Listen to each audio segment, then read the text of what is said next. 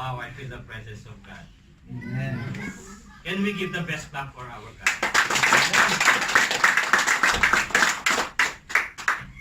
Tayo po ay magpapatuloy sa ating series, di ba? Naituro ng ating mahal na pastor last week is ano yung tunay na kahulugan ng Pasko. Natutunan natin doon na hindi lamang po yung mga regalo, hindi lamang mga pagkain, kundi ang tunay na kahulugan o diwa ng Pasko ay mismo ang ating Panginoong Hesus. Amen? Yung kanyang kapanganakan, ang kanyang pagkamatay, at ang kanyang muling pagkabuhay. So, sa umagang ito, ang pag-uusapan naman natin ay yung other part ng Pasko. Kasi minsan nakafocus lang tayo dun sa mga, di ba? Sa mga gaya ng mga regalo, mga pagkain. Ang pag-uusapan naman natin ay yung ibang tunog ng Pasko, the other sound of Christmas. Ayan. At ilang weeks na lang, Christmas na naman, no? 2 weeks. 2 weeks na lang, ano? Pasko na naman. Dito hindi natin gaanong ramdam eh. Pero sa Pilipinas, makikita mo grabe ang kabisihan, di ba? Sa balita lang natin nakikita, makita mo grabe mag-prepare ang mga kababayan natin, mga mahal natin sa buhay. Kasi ito na yung tradisyon na nakasanayan natin na talagang wow, no? They give everything just na para makapag-prepare sila na maayos sa araw ng Pasko. Ang pag-uusapan natin, di ba, yung marami na namang nangangaroling sa atin, at iba yung mga bata talaga grabe yan, diyan sila kumikita, talagang mangangaroling yan, mangangatok yan sa mga pinto. Pero tuwan-tuwa naman tayo kahit hindi nila alam yung kanta, talagang ano, di ba, makikita mo yung saya at ngiti sa kanilang mga muka. Pag hindi mo nga sila binigyan, sabi nila, di ba, may kakantayin sila sa'yo. Ang babarat ninyo, di ba? So, in small amount, di ba, mapapasaya natin ang mga Pasko. And then, yung ating nakasanayan, di ba? Ilang araw na lang, simbang gabi na naman sa ating mga kapatid na Katoliko, di ba? So, sineselebrate talaga nila yan. Talagang makikita mo yung kampana, talagang grabe yung tunog niya. Alas 4, talagang gigisingin ka na niya, di ba? Para lang yun yung reminders na tinatawag na nila para sila ay mag-church. So, yan yung mga iba-ibang mga masasayang tunog ng Kapaskuhan na ating nakasanayan. Pero, hindi yun ang ating pag-uusapan ngayong umaga na ito. Hindi yun ang ating pag-aaralan, kundi yung ibang tunog naman ng Kapaskuhan na nalineglect natin na minsan hindi natin nabibigyan ng pansin, di ba? Ito yung tunog ng anguish and grief. Ito yung tunog, di ba? Yung agony, yung paghihirap, yung suffering ng ibang tao na minsan hindi natin napapansin. And it's true, marami talagang mga naghihirap natin mga kababayan, mga kapatid natin na talaga nangangailangan ng tulong. Sa Thailand na lang, ito yung mga murang edad na talagang they are trade in sex slavery, di ba? Alam naman natin ng Thailand na talagang yung ang tawag doon, yung sex, di ba doon, grabe, di ba? Free, di ba? Ang dami pumupunta doon for that one alone. So maraming mga nagdurusan, mga murang edad, at hindi lamang yun, maraming mga they are lonely, hurting, and hungry people in the streets. Alam natin yan, even sa Pilipinas, di ba? Na talagang instead na magnais sila na makaranas ng Pasko, pero they are hungry for food. So talagang nangangailangan sila ng tulong. Hindi lamang maraming mga tao, mga bata at mga matatanda na nasa ospital na talagang alam natin that they are begging God, di ba, to extend their life, di ba? Na talagang makikita mo na they are praying to God na mabigyan sila ng pagkakataon. Hindi lamang yan, mga kababayan natin dito mismo sa bansang Kuwait, na alam natin na marami tayong mga kababayan lalo na natatrabaho sa bahay na minamaltrato. Yung mga kabayan natin sa mga kulungan dito sa bansang Kuwait na talagang naghihirap, talagang nakikita nakakaranas ng mga suffering. If we can go back 2,000 years ago, ito kasi yung pag-usapan natin sa umagang ito, yung pagkasilang ng ating Panginoong Hesus. If we go back 2,000 years ago, the very first Christmas na naranasan natin, ito yung mga variety of sound, di ba? we will go back, ang tawag doon, i-visualize natin yung nangyari 2,000 years ago upang mas lalo natin manamnam yung mga eksaktong nangyari doon sa panahon na yon, di ba? Yung pinanganak ang ating Panginoon sa sabsaban, di ba? Alam naman natin yung sabsaban, ito yung kulungan ng hayop. Kasi nung pumunta sila sa inn, walang bakante, punong-puno. Kasi itong time na to siguro busy talaga sa Bethlehem nung araw na yon. Kaya and siguro the appointed time, gustong ipakita, sabi nga ni Pastor, di ba? Ang ating Panginoong Hesus, dinemonstrate niya yung pinakamababang antas ng pagkatao, yung kanyang kapanganakan. So, at hindi lamang yun, di ba? Yung mga tunog ng hayop, and even yung mga sundalo na talagang after na, di ba? Saka mamaya mapasahin natin, di ba yung Magi o yung wise man na nagdala ng regalo sa ating Panginoong Hesus. After nilang nagdala ng regalo, sabi ni King Herod sa kanila, pag nakita nyo na ang hari, and then bumalik kayo sa akin upang ako din ang magpasalamat. But the wise men did not come back, kaya itong si King Herod talagang galit na galit. So, let's stand up, let's read po yung text natin, at namnamin natin sa puso natin upang maintindihan natin ang lubusan. So, let's start. After the wise men were gone, an angel of the Lord appeared to Joseph in a dream. Get up, flee to Egypt with the child and his mother. And the angel said, stay there until I tell you to return, because Herod is going to search for the child to kill him. That night, Joseph left for Egypt for the child and Mary his mother, and they stayed there until Herod's death. This fulfilled what the Lord had spoken through the prophets. I called my son out of Egypt.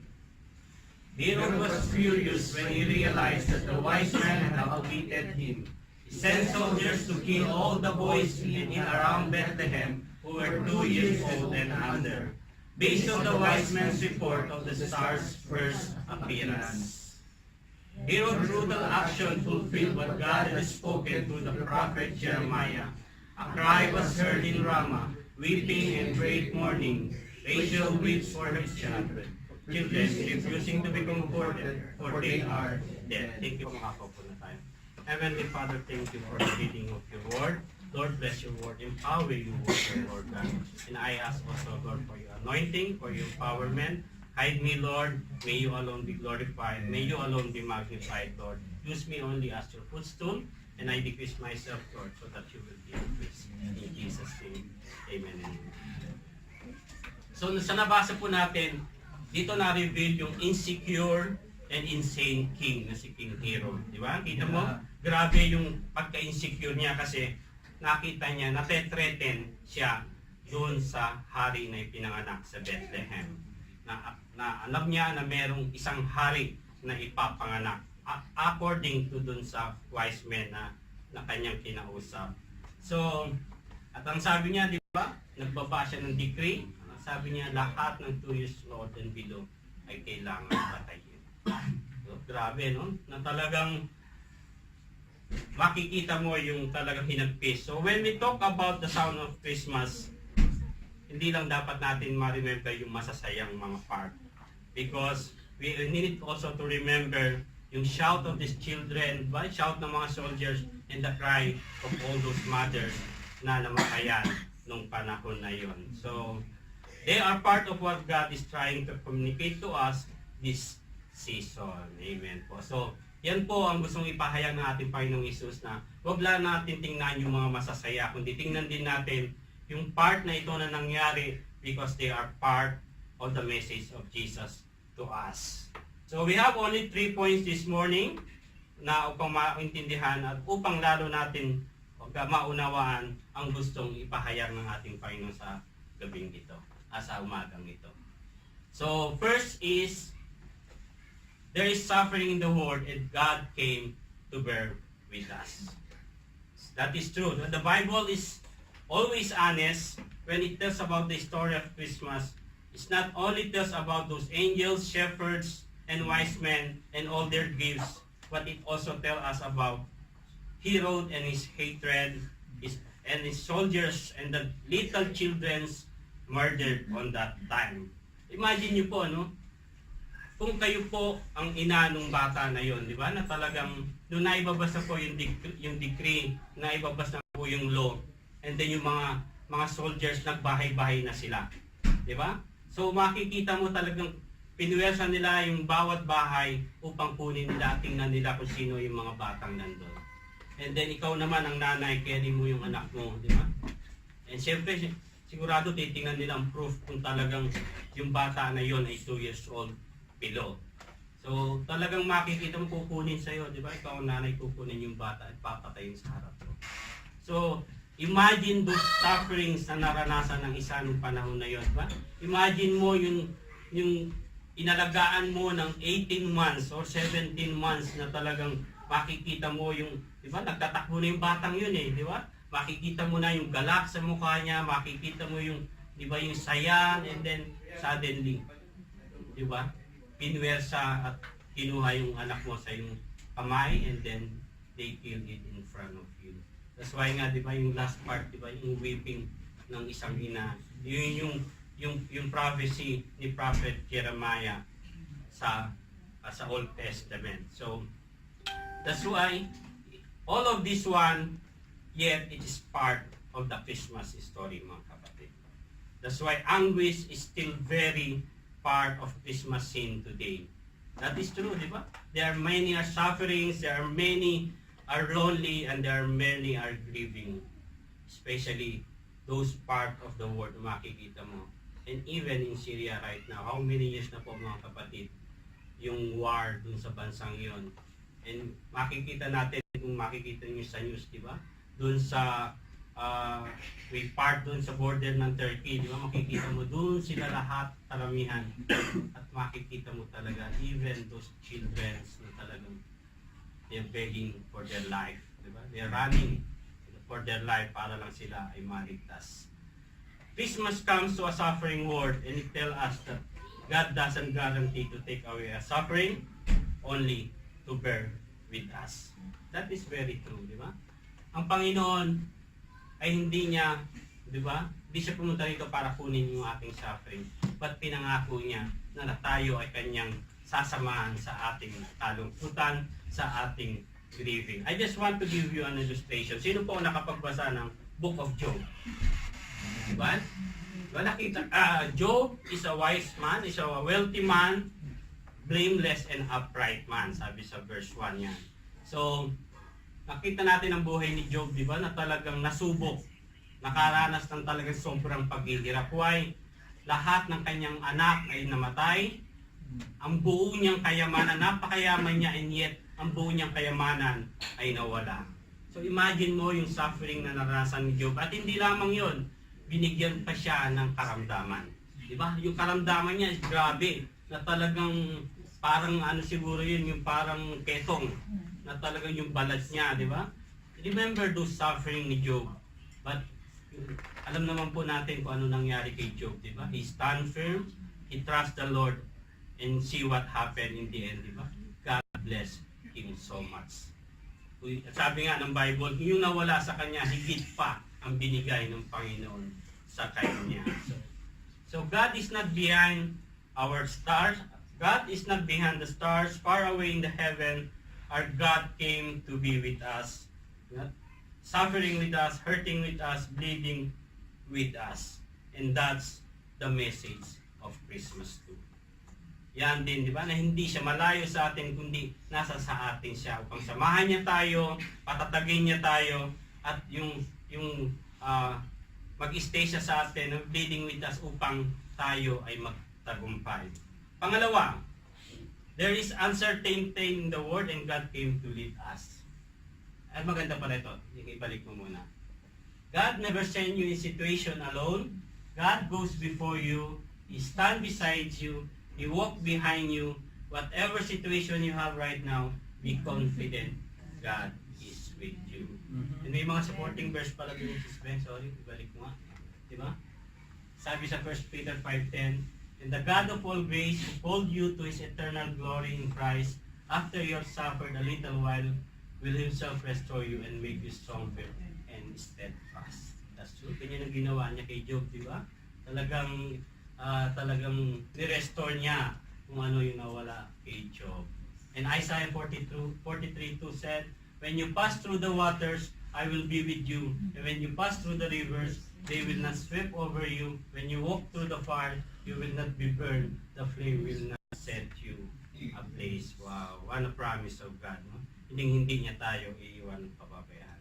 So pangalawa, there is uncertainty in the world and God came to lead us through. That is true, di ba? Talagang grabe yung uncertainty sa mundong ito. And think of uncertainty of Mary and Joseph. Di ba? When nagkape yung angel kay Joseph, ang sabi niya, "Joseph, tumayo ka at ialis mo ang iyong mag-ina at pumunta kayo sa Egypt." Remember po si Mary and Joseph, ang sabi ng mga commentators, kasi yung edad po nila ay talagang napakabata. Kasi yung tradisyon ng araw na talagang I think 15 to 17 years old ang edad ng isang babae para ipakasal na.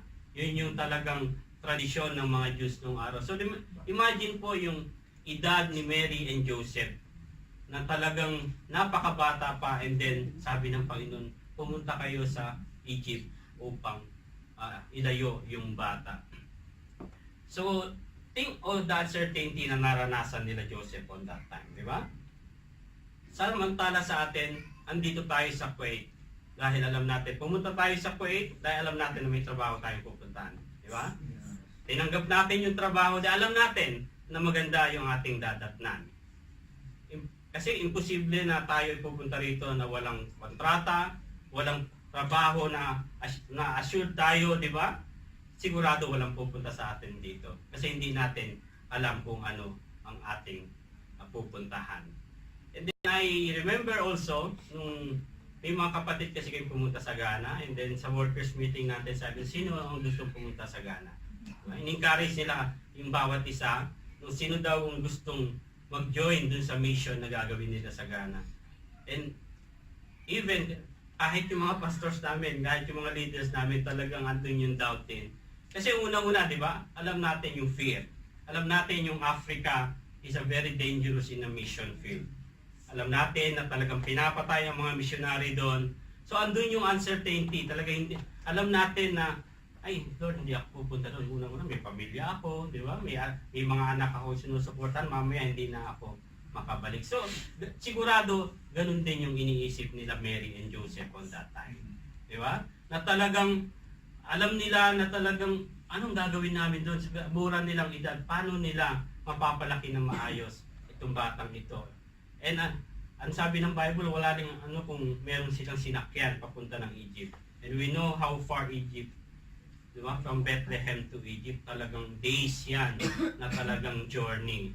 So imagine nyo po yung talagang uncertainty na meron si Joseph and Mary on that time. Ang alam lang nila, they knew that God is with them.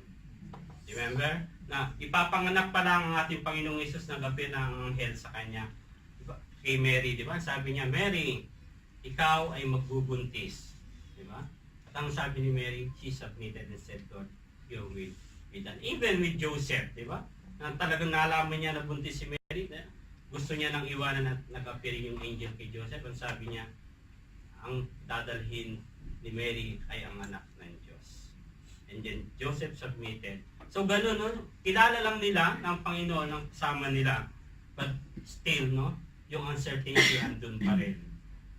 But what was the responsibility, di ba? Paano namin i-raise itong batang ito? Ano yung ipapakain namin sa batang ito? So yun yung sigurado naglalaro sa isip ni Mary at Joseph on that time. And our life is full of uncertainty too. Ganun din tayo. Ang buhay natin talaga ay punong-puno, di ba? Ng hindi kasiguraduhan. Trabaho na lang natin, alam natin yan, is not secure. Di ba? Lagi tayo nag-worry, Lord, ano kaya ang mangyayari sa trabaho namin? And that's true, nag-recession, di ba? And yet yung mga iba talagang hindi sila masaya sa trabaho nila. Ayoko dito kasi hindi maganda yung... No, our job is a blessing. You are, what? That is a blessing from God to you. That's why we have to be learn to be content and to be happy kung ano yung binibigay sa atin ng Panginoon.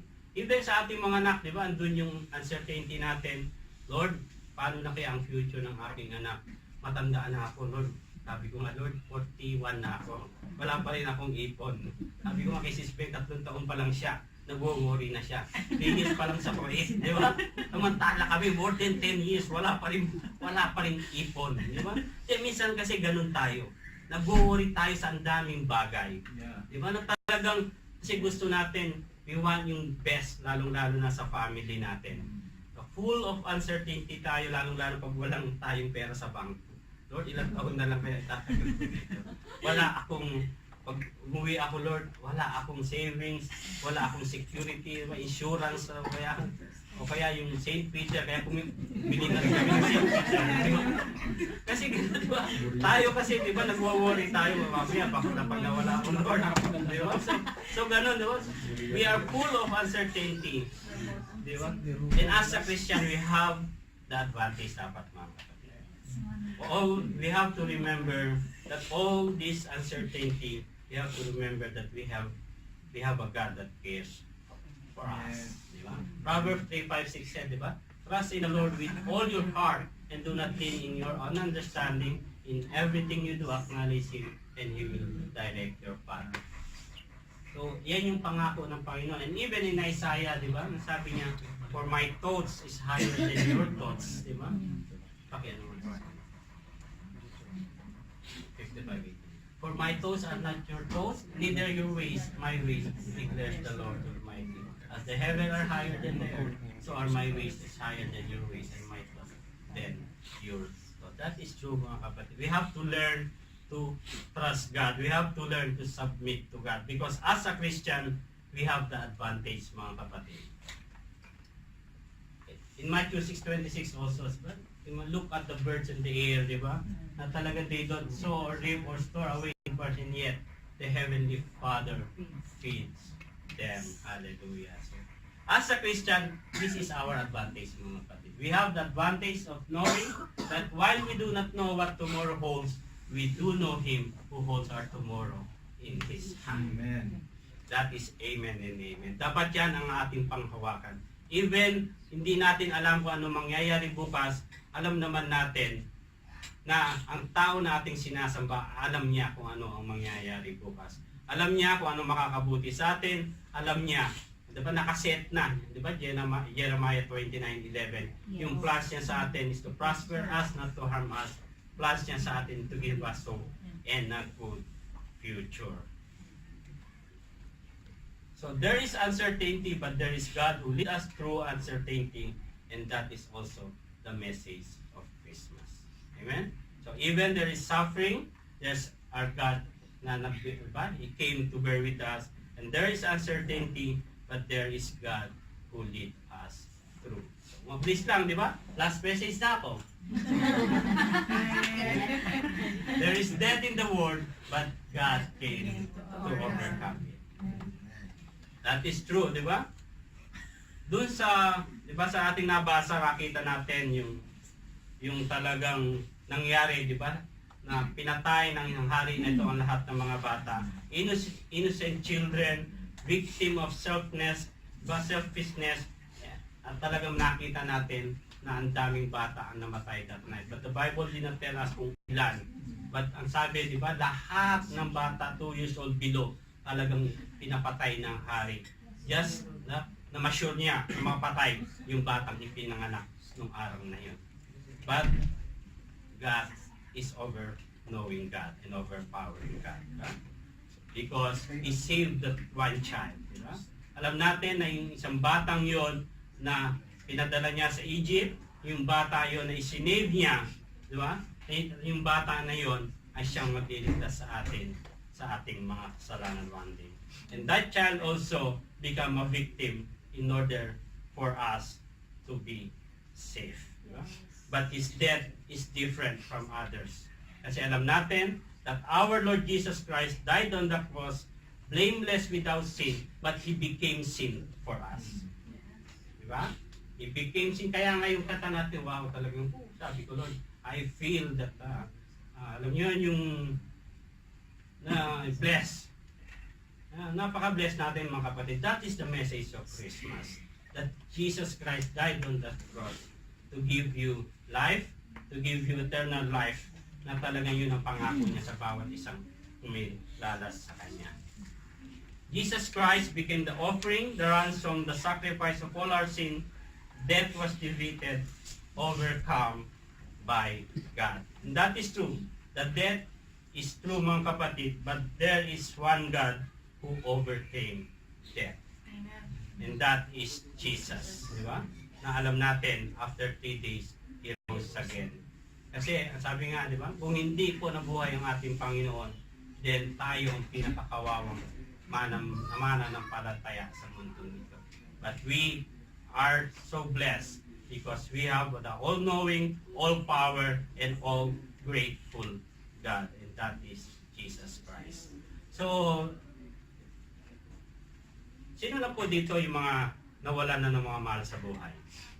Diba? Most of us, di ba? Na talagang nakaranas namin. Yung tatay ko when I was 15 years old, and then last year, 2017, yung bunso naming kapatid namatay sa lung cancer, na talagang 33 years old siya nung namatay siya. Di ba? Na talagang, pag tayo nawalan ng mahal sa buhay, talagang, di ba, andun yung grieving, andun yung suffering natin. And not only that, talagang mamimiss natin yung mga memories nila, di ba, na talagang we miss their yung laughter nila, yung company nila, and then yung, siyempre, di ba, yung bonding nyo together. And that will stay forever. Yun yung scar na talagang, I think, talagang habang buhay na nandyan sa ating puso. And it also, pinapaalala din sa atin that death is real, mga kapatid. Di ba? Lahat tayo ay talagang, whether we like it or not, all of us, we will go there. We don't know when. Di ba? Kahit sa kinakatok pa. Pag nagsasalita tayo dati, di ba? Kinakatok pa natin. Kahit anong katok mo. Sabihin mo ngayon, di ba? That's right. Kahit anong katok mo dyan, kahit pa kalampagin mo yan. That is true. Because our life is not, di ba? Only God knows Yes. when we can stay in this earth. Kaya nga po, na talagang dapat ma-appreciate natin yung life. That's the most important thing. That we have to be thankful every day. We have to be grateful every day because our life is a precious gift from God, mga kapatid. Na tayo ay walang karamdaman, di ba? Tumatayo tayo sa ating higaan ng malakas, That's right. di ba? That's already a blessing from God. And we have to thank God for that. Church, God doesn't came to take it away. It always be here, just as suffering is here and uncertainty is here. But here is the message of Christmas. God takes away the sting of death because Jesus Christ has conquered and given us victory over it. This world is not our home and the grave is not our home. That's right. That is very, very true, mga kapatid. If you focus on Jesus, Jesus will lead us through. Itong buhay natin, pansamantala lang to. Kaya ngayon din ang sinabi ko sa aking kapatid po, bago siya namatay, luwala ako ng Friday, Saturday siya namatay. Andun siya sa lung center, and then sabi ko sa kanya, if God talaga really wants to na mabuhay ka, God can raise you up, sabi ko sa kanya. But God has more best plan in your life, sabi ko. You know why? Sabi ko sa kanya, there is life after this death. Sabi ko sa kapatid ko. In that life is better than what we have here. That's That's right. right. In that place, sabi ko sa kanya, no more pain, no more cry, diba? No more suffering. And that is true. Our home is not this one. Our home is in heaven that God has prepared to each and every one of us who believe in. Yes. Amen? Amen. See, yan po yung tunay na kahulugan ng Pasko, mga kapatid. The true meaning of Christmas means that we have God who died for us. We have God who give us victory over death, over suffering, over uncertainty. That's why in Hebrew said, ito yung pangako ng Panginoon. Since the children have flesh and blood, Jesus to share in the humanity so that by his death he might break the power of him who holds the power of death, and that is Satan, and free those who all their lives were held in slavery by the fear of death. Kaya wag po tayong matakot sa kamatayan, mga kapatid. Amen. Dahil ang Kristiyano, pag tayo ay nawala, di ba? Mas may magandang buhay na naghihintay sa atin. Amen. And I really talagang na-encourage po ako dito sa buhay ni Tirso Cruz. Di ba kamamatay lang ng anak niya? O napanood niyo po yung video ni Tirso Cruz na nagsayaw sila sa puntod ng anak niya. Di ba? Na talagang ipinagbunyi nila, hindi dahil ang tawag doon, hindi dahil hindi nila ginagalang yung puntod ng anak nila, kundi nagbubunyi sila kasi alam nila nakasama na ng Panginoong Hesus ang kanilang anak. Kaya nga sabi ng nanay niya sa post niya sa Instagram, sabi niya, I thank God for the 37 years na pinahiram sa kanya yung kanyang anak. Kasi sabi niya, alam ko Lord na mas maganda na yung kanyang sitwasyon sa iyong kaharian. That is true, mga kapatid. If we are a Christian, huwag tayong matakot sa kamatayan. Mas mag-focus tayo dun sa heavenly promises ng God. Yung crown of glory na nakaantabay sa bawat mananampalataya. That's why we have to be we have to be still, and we have to be strong in all our circumstances, in all our uncertainty and suffering, because one day God will God will lift us up, diba? And God will raise us. Tayo ay sasabay sa Kanya if we come in our generation, di ba? Sabi ng Panginoon, pag siya ay dumating, di ba? Lahat ng kanyang mga anak ay kanyang dadalhin. At yung mga patay nga magra-rise up, pupunta sa kalangitan. Tayo, sasalubong tayo, papunta sa alapaap. So, that's the message of Christmas, kapatid. That God, through Jesus Christ, has come to help us in our times of suffering, to lead us in times of uncertainty, and to give us victory over death. And He offer Himself to you as a gift and sacrifice for your sin, and He waits until you respond to His invitation. Sa mga hindi pa talagang tunay talaga na naiintindihan yung halaga o kaya yung pinaka-message ng Pasko, God wants us to know the true message of Christmas. Na nawa this coming Christmas, mag-iba na yung pananaw natin kung how to celebrate Christmas. Sabi nga ni Pastor Ed Lapis, sabi niya, raise your children to give. Huwag niyo silang sanayin na nagre-receive lang. That is very, very true. Diba? Sabi ko na convict nga ako. Diba? Kasi inaano natin yung bata sa mga regalo. Inaano natin mga bata na dapat may ina-accept sila this Christmas. No, we have to train our child to give kasi ganun ang ginawa ng Panginoon sa atin. He gave His life as a sacrifice for our sin, and He sacrificed Himself so that we have a life eternal.